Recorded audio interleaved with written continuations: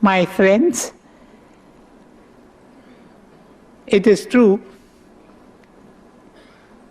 the pathways of life are strewn with problems. But problems do not come to us by accident. Problems are deliberately thrown in our way by a beneficent providence for our own good. I wonder if you know the literal meaning of the word problem. The word problem is derived from two Latin words, pro, ballo, that which is thrown in our way. Problems are deliberately thrown in our way by a beneficent providence for our own good. For it is in the measure in which we handle these problems in the right way, in the right spirit, that we are able to unfold the tremendous powers of the Spirit that lie hid within every one of us.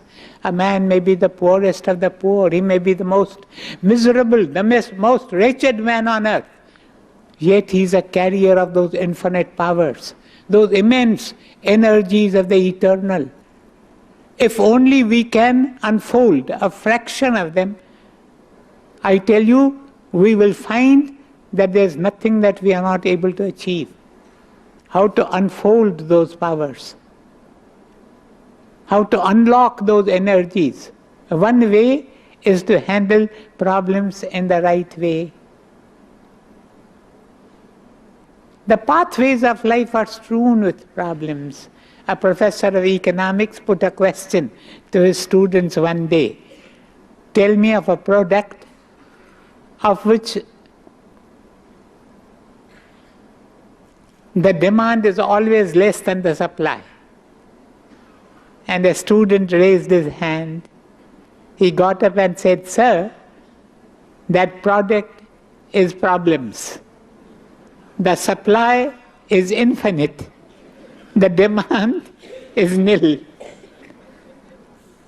But it is true. The pathways of life are strewn with problems. You have heard the name of Norman Vincent Peale, that great Christian preacher. He created a new atmosphere around him. He also passed away a few years ago at the ripe old age of 95. He passed away on a Christmas Eve. And I am sure he moved on to meet his master, Christ. One day, Peale related a very amusing incident. He said a friend of his came to him, and his friend said to him, "Norman, I'm fed up with facing problems. If only you can indicate to me a place where I can go and stay and have no problems, I will give you $5,000. And Norman Vincent Peale told him, "That's a very easy matter. Not far from here is a place where there are 100,000 people, but not one of them has any problems." And this friend began to jump in joy. He said, "That is just the place where I want to go and live, because I'm tired of facing problems. I can't handle them anymore." And Norman Vincent Peale said to him, "That is the cemetery where 100,000 people live." Problems are a mark of life.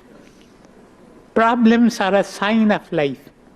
So much so that if you find that there is a day when you have had no problems, you will be well advised to consult the obituary columns of your newspaper to find out whether your name has been mentioned there. Problems are a sign of life. Problems are a mark of life. And problems, as I said, are deliberately thrown in our way by a beneficent providence for our own good. I recall the words of Benjamin Franklin, that wise American who appeared in the 18th century. It was he who said Your attitude should always be a positive one. Therefore, you should never anticipate problems. You should never anticipate trouble, nor worry about things which may never happen. Keep in the sunlight. There are so many things we worry about them, but they never happen. And in the process, we waste so much of our emotional energy. Our emotional energy is very, very, very precious. See how sad we feel when we waste a few rupees. There was a girl who met me, she appeared to be very sad, and I asked her, what is the reason? She said, the reason is this: I got my watch for 350 rupees. And the next day, my friend told me that she had got a similar watch for only 325 rupees. And the poor thing, she became sad for 25 rupees. But we waste so much of our emotional energy in vain when we worry about things which may never happen at all. There is a copybook maxim we were asked to write and rewrite. That maxim when we were in school: never trouble trouble until trouble troubles you. Never trouble trouble until trouble troubles you. That is a wonderful maxim of life. There are many things that I could tell you concerning this positive attitude, this correct attitude, this constructive attitude. As I said, there are people who expect disease and death. They think in terms of disease and death. Doctors today speak of a new type of disease. They call it symptomatic imaginitis.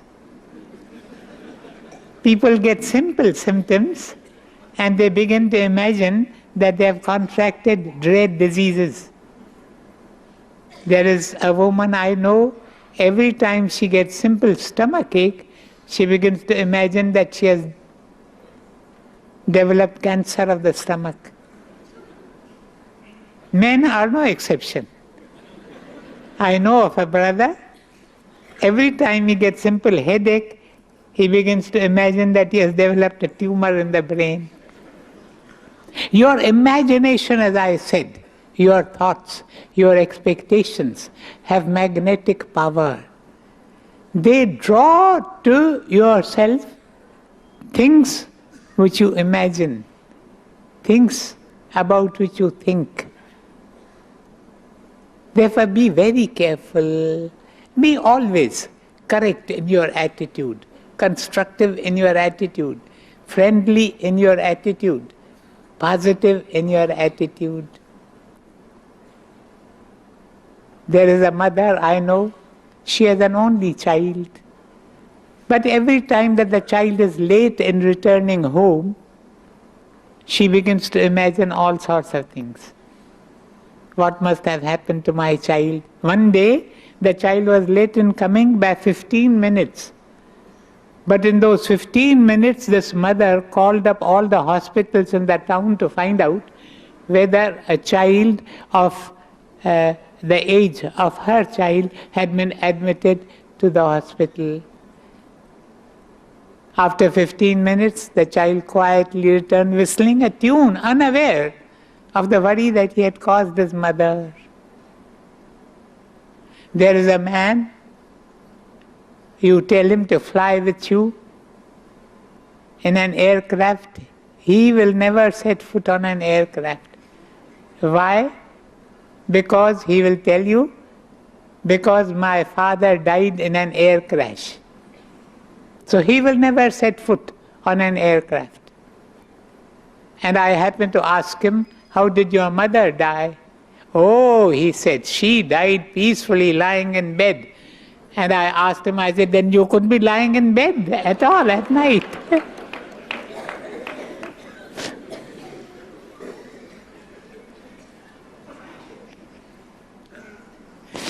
My time has traveled fast.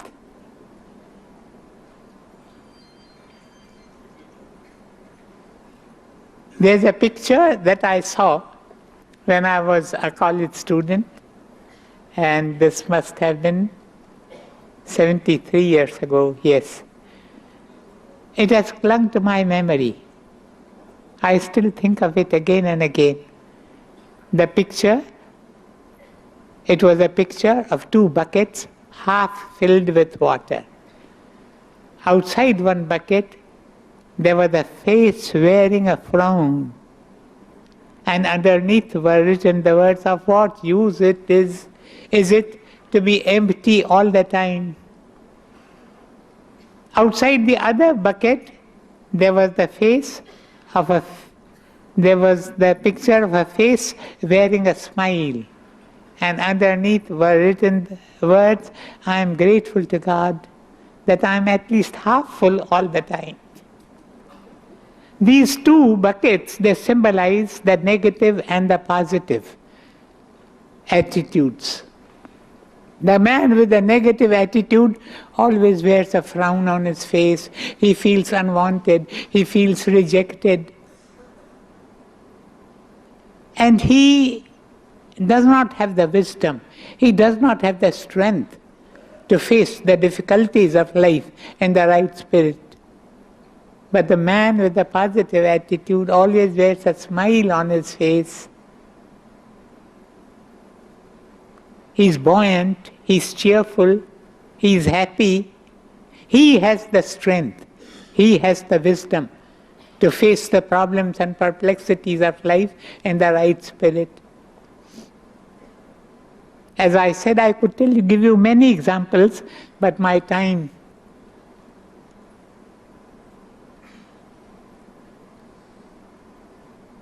is flying past.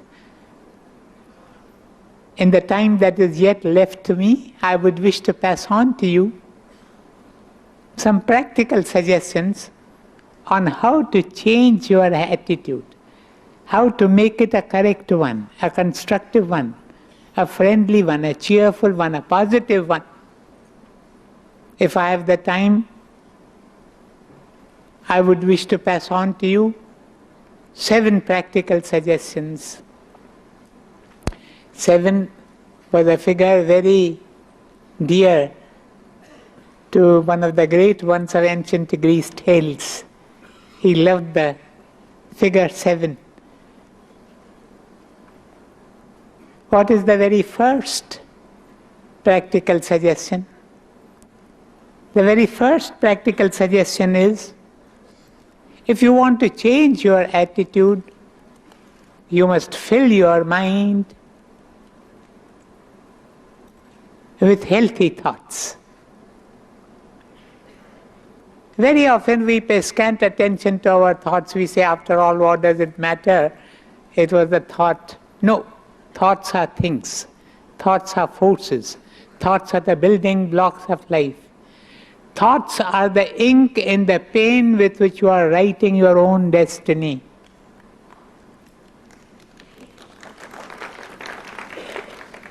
Destiny is not something which is superimposed on us from outside. We are the builders of our own destiny. We are the makers of our own fate. And the beginning is in the thought.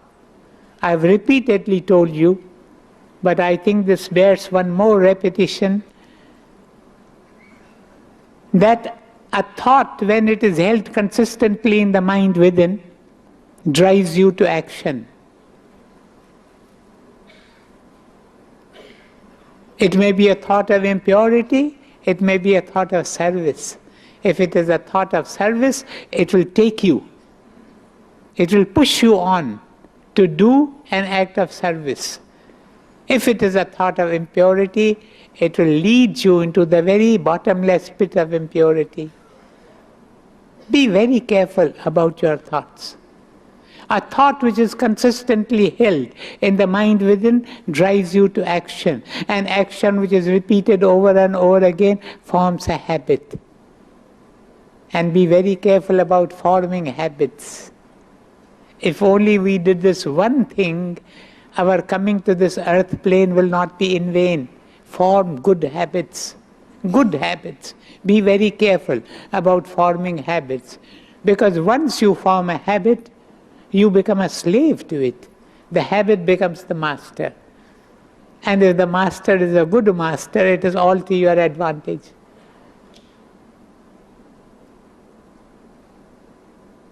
As I have repeatedly said to you, habit is a terrible thing. Cut off its edge, cut off its head, a bit still remains. Cut off its A, bit still remains. Cut off its B, it still remains. Cut off its I, if there is no other habit, there is the habit of T. T still remains. Therefore, be very careful of forming your habits.